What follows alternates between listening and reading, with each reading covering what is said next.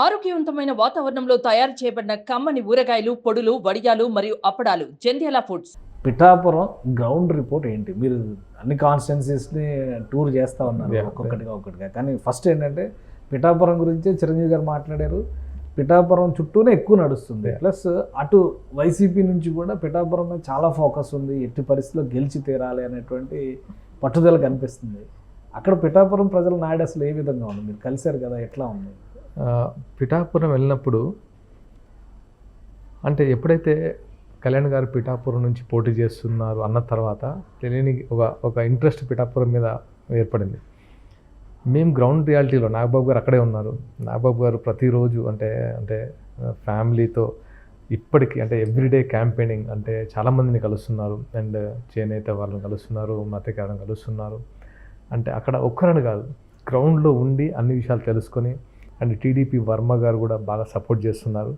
అక్కడ గెలుపు ఖాయమని ఫిక్స్ అయిపోయింది. ఎంత మెజారిటీ అనేది అంటే మంచి మెజారిటీ వస్తుందని ఖచ్చితంగా చెప్పగలను. గెలుపు అనేది ఖాయం అక్కడ, దాంట్లో ఎటువంటి ఇది లేదు. అండ్ కళ్యాణ్ గారిని గెలిపించాలని అక్కడ అంటే అంటే వాళ్ళే ముందుకు వస్తున్నారు. అంటే కళ్యాణ్ గారు లాంటి నాయకుడు మా దగ్గర ఉండాలి అని వాళ్ళు కోరుకుంటున్నారు. అది చాలా స్పష్టంగా కనబడుతుంది అక్కడ. అంటే మీరు జనసేన వర్షన్ లాగా చెప్తున్నారు. లేదు అంటే నేను ముద్రగడ పద్మనాభం గారు తన్ని తరిమేస్తామంటున్నారు. ఏకంగా రోజుకు ఒక స్టేట్మెంట్ వస్తుంది. వంగా గీత గెలవడం అనేది ఫిక్స్ అని చెప్తున్నారు వాళ్ళు కూడా. ముద్రగడ పద్మనాభ గారిని ఎవరైనా సీరియస్ తీసుకుంటారా చెప్పండి? నిజంగా చెప్పండి, మీరు సీరియస్ తీసుకుంటారా? అలా ఎందుకు అంటే ఆయన ఒక ఉద్యమకారుడు సార్. ఇప్పుడు వైసీపీ నాయకుడు. ముద్రగడ పద్మనాభం గారి మాటల్ని ఎవరు సీరియస్గా తీసుకోవట్లేదు ఇప్పుడు. అంటే ఒకప్పుడు వేరేమో, ఇప్పుడైతే ఆయన మాటలు పెద్దగా సీరియస్ తీసుకోలేదు. మొన్న వాళ్ళ కూతురు అండ్ వాళ్ళ అల్లుడు వచ్చి కళ్యాణ్ గారిని కలిసినప్పుడు కళ్యాణ్ గారు అంత బాగా అంటే ఈ టైంలో కన్వే చేయలేను, ఈ టైంలో ఒక ఫాదర్ మదర్ రిలేషన్ బ్రేక్ చేయాలని చాలా ఉన్నతంగా అంటే అంతకంటే సంస్కారంగా ఎవరు చెప్పరు. ఆయన తర్వాత ఎన్ని మాట్లాడుకున్నా అది అంటే ఆయన నాకు తెలిసి అయితే ముద్రగడ పద్మనాభం గారి మీద ఏ నాయకులు అయితే అనుకుంటున్నారో వాళ్ళే ఆ విశ్వాసాన్ని కోల్పోయారు. ముద్రగడ గారు ఏది మాట్లాడుతున్నారో తెలియట్లేదు అనేది అయితే తెలుస్తుంది. సో అది నాకు తెలిసి అయితే అంత సీరియస్ తీసుకోరు. కానీ ఎందుకు అంత పర్సనల్గా వెళ్ళిపోయారు? ఇప్పుడు పవన్ కళ్యాణ్ గారు ఒక్కసారి వాళ్ళ ఇంటికి వెళ్ళుంటే ఇన్ని సమస్యలు ఉండేవే కావు అన్నారు. పవన్ కళ్యాణ్ గారు ఇప్పుడు అనౌన్స్ చేశారు ఆయన కుమార్తెను తీసుకుని మీ ఇంటికి వస్తాను నేను. ఆయన రావద్దు అంటున్నారు. మళ్ళీ దాన్ని కూడా రివర్స్లో మాట్లాడుతున్నారు మీరు. ఇంకా ఆయన చాలా ఎక్కువ మాట్లాడేశారు. అంటే మీడియా పరంగా అది మనం ప్రజెంట్ చేయాలి కాబట్టి కొన్ని ప్రజెంట్ చేశారు. మీరు నా కూతురుని ఎందుకు స్టేజ్ పైకి తీసుకొచ్చారు, మీ భార్యలు తీసుకొని ఇట్లాంటివన్నీ మాట్లాడారు. అదే సార్, వీళ్ళు ఎందుకు అంటే రాజకీయం అన్నప్పుడు రాజకీయ కోణాలు మాట్లాడాలి, కానీ ఇట్లాంటి పర్సనల్ విషయాలు మాట్లాడుతూ అసలు కళ్యాణ్ గారు మాట్లాడింది ఏంటి అక్కడ? నిజంగా చాలా జెన్యూన్గా చాలా అంటే మీ ఇద్దరి మధ్య నేను అంటే ఒక ఫాదర్ అంటే మీ ఫాదరు అండ్ డాటర్ మధ్యలో నాలాంటి వాళ్ళు వచ్చి దాన్ని రిలేషన్ చెగొట్టలేను. రాజకీయాలు వేరు, ఫ్యామిలీ వేరు. ఇప్పుడు కాదమ్మా, తర్వాత డెఫినెట్గా ఫ్యూచర్లో నేను జనసేన అభ్యర్థిగా నిలబెడతాను మిమ్మల్ని అని ఎంత అంటే చాలా ఉన్నతంగా మాట్లాడారు. ఈయన ఎలా మాట్లాడుతున్నారు? ప్రాపర్టీలా మాట్లాడుతున్నారు. కూతున్న ప్రాపర్టీ అంటే అసలు ఆయన ఆ ప్రాపర్టీస్ అంటే కూతురికి ఉన్న బాండ్ని ప్రాపర్టీతో రిలేట్ చేస్తే ఆ వ్యక్తిత్వం నాకు ఇప్పటికీ అర్థం కాలేదు. అంటే అసలు ఇప్పుడు ఆయన ప్రభావం కానీ పిఠాపురం ప్రజల్లో ముఖ్యంగా వైసీపీ చేస్తున్నటువంటి క్యాంపెయిన్ అందరూ ఒకరు కాదు, ద్వారంపూడి చంద్రశేఖర్ రెడ్డి గారు, మిథున్ రెడ్డి గారి దగ్గర నుంచి అందరూ అక్కడ ఇన్వాల్వ్ అవుతున్నారు. చాలా టఫ్గా ఉంది. ప్రతి మండలం పైన ప్రతి ఇంటింటికి ఫోకస్ పెడుతుంది వైసీపీ. నిజంగా అట్లాంటి టఫ్ సిచ్యుయేషన్ లేదా మీకు పిఠాపురంలో? అసలు జనాల్లో ఇప్పుడు ఒక ప్రత్యర్థులు చేసే ఎత్తులు చాలా ఉంటాయి సార్. వాళ్ళు రకరకాల వెపన్స్ వాడతారు, ఇలాంటివి వాడతారు. బట్ అక్కడ ఉన్న జనాలు ఫిక్స్ అయిపోయారు. వైసీపీ ప్రభుత్వం మీద వ్యతిరేకత చాలా వచ్చింది. ఎగ్జాంపుల్ ఫస్ట్ థింగ్ అంటే రైతుల నుంచి చూద్దాం. రైతులు ఏ రకంగా వాళ్ళు ఫీల్ అవుతున్నారంటే మా డాక్యుమెంట్ల మీద ఆయన రాజముద్ర ఏంటి, మా సెక్యూరిటీ ఏంటి, అసలు మా ప్రాపర్టీస్ మీద ఆయన హక్కు ఏంటి, వాళ్ళు భయాందోళనలో ఉన్నారు. 2, ఫీమేల్ ఏ రకంగా సెక్యూరిటీ ఉంది, రక్షణ అంటే ఒకరు కాదు, అంటే ప్రతి ఆస్పెక్ట్లో అంటే ఎవరైనా ప్రశ్నించాలంటే మనవారు భయపడేవాళ్ళు. ఏమవుద్దో, ఎందుకు వచ్చిన బాధ, మనం ఎలాంటి ప్రభుత్వం ఉన్నాం సార్ అంటే మనకు అడిగే హక్కు లేదా? సో చెప్పాలంటే నాకు ప్రాబ్లం వస్తుందని అయితే ఎవరికి చెప్పుకుంటారు? వెళ్ళి అక్కడ ఉన్న లోకల్ లీడర్సో లేకపోతే ఎమ్మెల్యేకో లేకపోతే ఎంపీకో లేకపోతే అలాంటిది భయపడిపోయి వాళ్ళు గొంతు ఆపేసుకొని చెప్పలేని సిచ్యువేషన్లో బతుకుతున్నారు.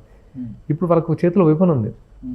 వాళ్ళకు మార్పు కావాలనే ఒక వెపన్ వాళ్ళ చేతిలో ఉంది. వాళ్ళు చాలా ధైర్యంగా ఓటేస్తున్నారు. ఇప్పుడు చెప్తున్నారు, ఇంతకుముందు ఎప్పుడు అలా ఓపెన్ అవ్వాలి, కానీ ఇప్పుడు ధైర్యంగా మాకు మార్పు కావాలని చెప్తున్నారు. కానీ ఒకటి క్యాంపెయిన్కి వెళ్ళినప్పుడు కూటమిలో అసలు అభ్యర్థుల ఎంపిక దగ్గర నుంచి, సీట్ల సర్దుబాటు దగ్గర నుంచి, మేనిఫెస్టో వరకు ఎవరి మధ్య ఒక సయోధ్య లేదు. మోడీ గారు బొమ్మ వేసుకోలేదు మేనిఫెస్టో మీద, ఇంకా వీళ్ళలో ఒక ఐక్యత ఉందని ఎలా అనుకుంటా ఉంటున్నారు? వాళ్ళు ఏదైనా మాట్లాడొచ్చు సార్. అసలు కూటమి ఏర్పడడం అనేది ఒక మిరాకిల్. మీకు అంటే ఒక కూటమి ఫామ్ అవడం అనేది ఒక మిరాకిల్. టీడీపీ జనసేన కలవడం ఒక మిరాకిల్. దాంతోపాటు నాయకులే కాదు, ముఖ్య నాయకులే కాదు, నాయకులతో పాటు కింద ప్రతి ఒక్కరూ కలిసి ఈరోజు ముందుకు వస్తున్నారు, కలిసి ఫైట్ చేస్తున్నారు. మాకు ఈ ప్రభుత్వం వద్దు. జనసేన, బీజేపీ, టీడీపీ నాయకులు కలిసి ర్యాలీలో పాల్గొంటున్నారు. ఎక్కడ ఏం జరగట్లేదే. సో ఇంత ఐకమత్యంగా వాళ్ళు పోరాడుతున్నారు కాబట్టి వీళ్ళకి భయం స్టార్ట్ అయింది. అంటే వాళ్ళు ఎక్స్పెక్ట్ చేసింది జరగలేదు. ఏదో అలా చూస్తే సాయిధరం తేజ్ క్యాంపెయిన్కి వెళ్తే కూడా బాటిల్ ఇసిరేసినటువంటి ఉంటుంది భయం. అంటే ఏదో ఒకటి అంటే అవతల వాళ్ళకి ఎలా ఉంటుందంటే భయంతోనో లేకపోతే ఏదో ఒకటి చెడగొట్టాలనే ఉద్దేశంతోనో ఉంటారు. ఇలాంటివి జరుగుతూ ఉంటాయి. దాన్ని పెద్దగా సీరియస్ తీసుకోవాల్సిన అవసరం లేదు. బట్ అది కూడా అది అంటే ఈ టైంలో క్యాంపెయిన్ టైంలో రకరకాల మనుషులు వస్తుంటారు, రకరకాలుగా అభిమానాన్ని చూపుకోవడానికి వస్తారు. ఇప్పుడు సాయిధరం తేజ్ లాంటి వాళ్ళు, వైష్ణవ్ తేజ్ లాంటి వాళ్ళు. సినిమా ఇండస్ట్రీలో చాలామంది కళ్యాణ్ గారు పిలవకుండానే, అంటే కళ్యాణ్ అంటే స్వచ్ఛందంగా వెళ్ళేసి వాళ్ళు పిఠాపురంలో కళ్యాణ్ గారు గెలవాలి అని సపోర్ట్ చేస్తున్నారు. వాళ్ళని ఎవరు పిలవలేదు. అలాంటి వాళ్ళ మీద ఇలాంటి దాడులు అనేవి నిజంగా అది ఇప్పుడు చిరంజీవి గారి స్టేట్మెంట్ తర్వాత సినిమా ఇండస్ట్రీ మొత్తం సపోర్ట్ చేస్తుందా కళ్యాణ్ గారిని? డెఫినెట్గా సార్. అది చిరంజీవి గారి స్టేట్మెంట్ వల్ల నాట్ ఓన్లీ కళ్యాణ్ గారినే కాదు, కళ్యాణ్ గారితో పాటు టోటల్గా కూటమినే సపోర్ట్ చేయబోతుంది. అది అంటే అంత ఇంపాక్ట్ ఉంటుంది చిరంజీవి గారి మాటలకి. సో మీ అంచనా ప్రకారం 21 స్థానాల్లో అసెంబ్లీకి పోటీ చేస్తున్నారు, 2 పార్లమెంట్ స్థానాల్లో పోటీ చేస్తున్నారు. ఆల్మోస్ట్ మీరు అన్ని ఏరియాలు తిరుగుతున్నారు. మనోహర్ గారి కాన్స్టిట్యున్సీ చాలా టఫ్గా ఉంది అంటున్నారు, ఇంకో కాన్స్టిట్యున్సీ టఫ్గా ఉందంటారు, ఇక్కడ ఓడిపోతున్నారు అంటున్నారు. ఇవన్నీ వస్తున్నాయి. మీ అంచనా ప్రకారం పార్టీలో ఇంటర్నల్గా వేసుకుంటున్నటువంటి ఎస్టిమేషన్స్ ప్రకారం జనసేన పార్టీ ఎన్ని సీట్లు కొట్టబోతుంది? సార్ ఒక 15 రోజుల ముందు అంటే అందరికీ ఏంటి ఎట్లాంటి సీట్లు గెలుస్తుంది అన్నది కానీ ఇప్పుడు చాలా క్లారిటీగా ఉంది. 16 నుంచి 18 సీట్లు, మినిమం 16 నుంచి 18 సీట్లు డెఫినెట్గా జనసేన గెలవబోతుంది. అండ్ ఆ దిశగానే కళ్యాణ్ గారు ఒక ప్రణాళిక ప్లాన్ చేశారు. చాలా అంటే ఫస్ట్లో 21 సీట్స్ ఏంటి, దీనికోసమైనా దాన్ని రకరకాలుగా మాట్లాడిన వాళ్ళు ఉన్నారు. కానీ ఆ 21లో 100% ఆయన విన్ అవ్వాలని వేసిన దానికి ఇప్పుడు రిజల్ట్ వస్తుంది. ఇప్పుడు ఎవరు ఏం మాట్లాడట్లేదు. ఎందుకు? ఎందుకంటే తెలిసిపోతుంది వాళ్ళు అందరూ ఎవరైతే విన్నర్స్నే దాంట్లో దింపారు. వాళ్ళు చాలా గట్టిగా ప్రచారం చేస్తున్నారు. వైసీపీ మీద ఉన్న వ్యతిరేకతని వాళ్ళు చెప్తున్నారు. జనాలు కూడా వాళ్ళు రెడీగా ఉన్నారు ఓట్లేసి కూటమిని గెలిపించడానికి. నాకు తెలిసైతే పిఠాపురం చెప్పనక్కర్లేదు, కళ్యాణ్ గారు భారీ మెజారిటీ, మిగతావి కూడా మంచి మెజారిటీతో. ఎలా ఉంది? బాగుంది సార్, తెనాలిలో చాలా బాగుంది. అండ్ అక్కడ ఉన్న రాజాగారు కూడా బాగా సపోర్ట్ చేస్తున్నారు, ఆలపాటి రాజాగారు. అండ్ నాకైతే అంటే ఇప్పుడు ఆయనతో పాటు మేము డోర్ టు డోర్ చేసాం.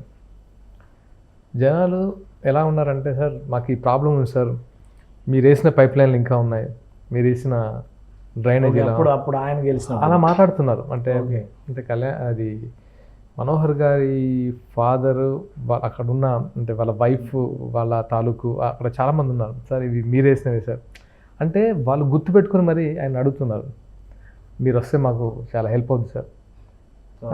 మేము చేస్తామని చెప్పట్లేదు, వీళ్ళు అడగముందే మీరు వస్తే మాకు బాగుంటుంది సార్, మీరు వేసిన రోడ్లే, మీరు వేసిన పైపులే సార్, ఇవన్నీ మాట్లాడుతుంటే నాకు ఆశ్చర్యం వేసింది. సార్ నేను అన్నాను మనోహర్ గారు, సార్ అసలు మీరు వాళ్ళు చాలా క్లారిటీగా ఉన్నారు, మనకి అడగడం అవసరం లేదు కూడా. కానీ ఇంకొకటి ఏంటంటే మీరు ఇప్పుడు 3 సీట్ల వరకు పోవచ్చు అనేది ఒక లెక్క. మీరు చెప్పిన 16 నుంచి 18 గెలుస్తారు అనుకుంటే, కానీ 21 సీట్లలో పోటీ చేసి అంత ల్యాండ్ స్లైడ్ విక్టరీ అనేది సాధ్యం అవుతుంది. ఎందుకంటే ప్రజారాజ్యంతో ప్రతిదీ కంపేర్ చేస్తారు కాబట్టి ఇక్కడ కూడా ఒక కంపారిజన్.